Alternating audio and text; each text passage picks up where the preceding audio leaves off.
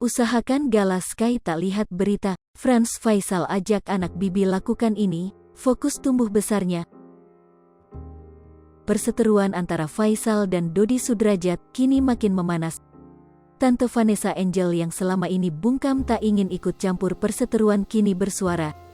Bak pahlawan bagi Dodi Sudrajat, Tante Vanessa Angel mengatakan hal ini semua untuk Gala Sky.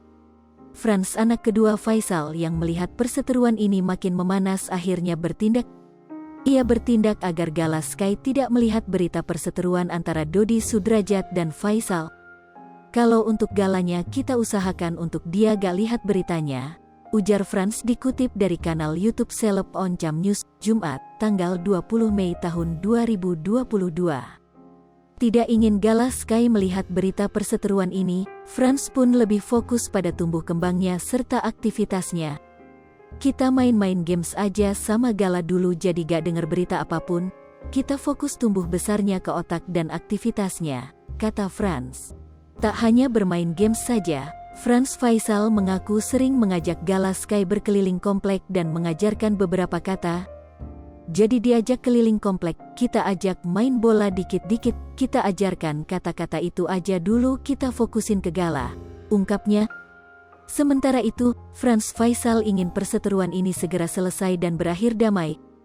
Untuk kasus ini aku pengen damai aja, bener-bener pengen damai aja biar Gala enak ke depannya, mohon Franz. Sementara itu Tante Vanessa Angel yang baru saja buka suara mengatakan jika anak Dodi Sudrajat memang hamil duluan.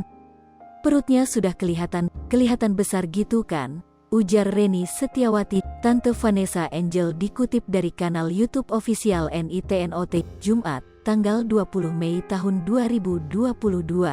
Reni Setiawati pun mengungkapkan jika ia sendiri yang menjadi saksi kala itu ketika melihat perut Vanessa Angel. Ia menduga kehamilan Vanessa Angel kala itu sudah memasuki usia 4 bulan di Februari. Tante raba tante elus, 4 bulan, itu bulan Februari, lanjutnya. Reni Setiawati mengatakan lagi jika kebenaran memang sangat berat, namun karena ini menyangkut Gala Sky keponakannya harus diungkapkan.